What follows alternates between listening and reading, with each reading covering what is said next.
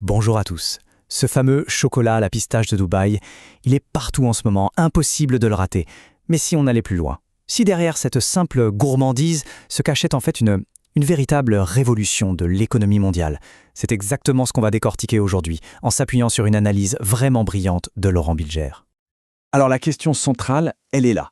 Comment est-ce qu'une simple tablette de chocolat, aussi bonne soit-elle, a pu se transformer en un symbole de pouvoir économique, et même on va le voir, géopolitique? C'est ce mystère qu'on va essayer de percer ensemble. Bon, pour comprendre, il faut repartir de la base, le phénomène lui-même. Tout commence avec un buzz, une traînée de poudre sur les réseaux sociaux qui a transformé cette friandise en un objet de désir planétaire. Et c'est là que ça devient fascinant. La célébrité de ce chocolat, elle ne vient pas que de son goût. Non, non. C'est avant tout un événement médiatique. Sa valeur, elle s'est construite sur l'image, sur son esthétique ultra soignée qui a juste captivé des millions de personnes en ligne. Mais si on gratte un peu sous la surface dorée de cette histoire, on tombe sur une contradiction assez énorme. Un paradoxe que l'analyse de Laurent Bilger met parfaitement en lumière. Et le voilà, ce fameux paradoxe, noir sur blanc. D'un côté, on a une image de luxe, d'abondance, on parle presque de terroir. Et de l'autre, la réalité toute simple. À Dubaï, il n'y a ni cacaoyer, ni pistachier. Alors la question est simple, comment on devient une capitale mondiale du chocolat de luxe sans avoir une seule des matières premières? Eh bien la réponse, elle se trouve dans le modèle économique absolument unique de Dubaï. Un modèle qui a réussi à faire d'une faiblesse apparente une force redoutable. Le concept clé ici, c'est ce qu'on appelle l'économie post-territoriale. Pour le dire simplement, Dubaï a compris que sa richesse ne viendrait pas de ce qui pousse sur son sol, mais de sa capacité à devenir le chef d'orchestre des flux mondiaux. Peu importe d'où viennent les matières premières, l'important c'est de savoir les attirer, les transformer et les faire repartir. Et ce modèle, il marche en 4 temps.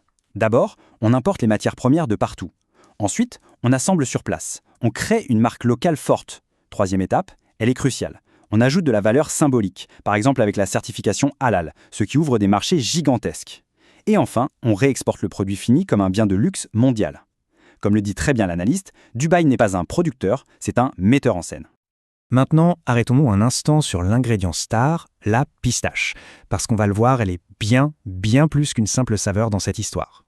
On ne l'appelle pas l'or vert de la région pour rien, hein. La pistache, c'est un produit à très haute valeur ajoutée. Dans l'univers de la gastronomie, son statut est carrément comparable à celui de l'or ou des diamants. Sa valeur stratégique est immense, et ce pour plusieurs raisons. D'abord, elle vient de zones géopolitiques, disons, complexes, comme l'Iran ou l'Afghanistan. Ça lui donne déjà un poids particulier. Ensuite, symboliquement, elle crée un lien avec un terroir du Moyen-Orient, même si ce lien est totalement imaginaire pour Dubaï. C'est aussi un outil de soft power, d'influence.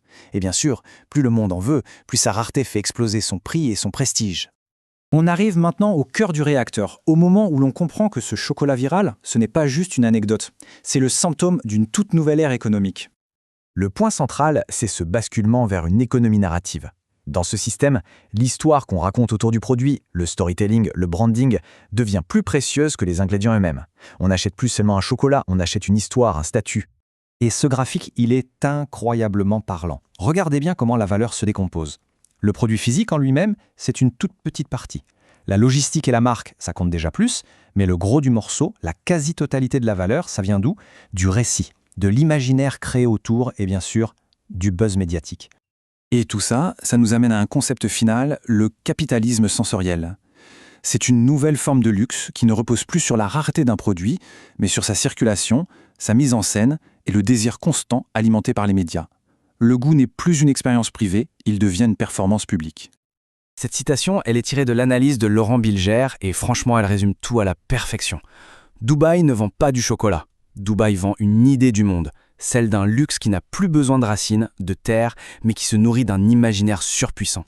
Ce qui nous laisse avec cette question, une question un peu vertigineuse. Si la valeur du goût peut être complètement déconnectée de son origine, de son terroir, alors il n'y a plus de limite. Quel sera le prochain imaginaire qu'on nous vendra? Cette exploration passionnante, je le rappelle, est le fruit du travail de l'analyste Laurent Bilger. Pour tous ceux qui ont envie de creuser ce genre de réflexion et de découvrir d'autres analyses tout aussi originales et pointues, ces publications sont sur son Substack, lvbilger.substack.com. Voilà, merci d'avoir suivi cette explication.